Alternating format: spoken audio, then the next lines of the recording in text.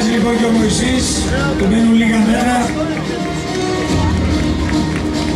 Ένας αφανής ήρωας, πολλά χρόνια στους αγώνες, έως και αυτός για την τρίτη του νίκη. Πολλά συγχαρητήρια.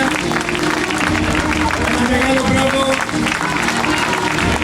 Ένα από 15 ώρες. Μπράβο Μωυσή. Συγχαρητήρια.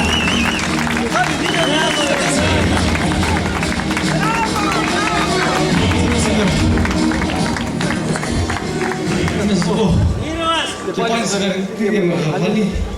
Συγχαρητήρια σε όλους τους εθελοντές. Είναι εκεί πάνω και δεν μας έλειψε τίποτα. Σε όλους όσους οργάνωση βοήθησε για να είναι πάλι ο καλύτερος αγώνας της Ελλάδας.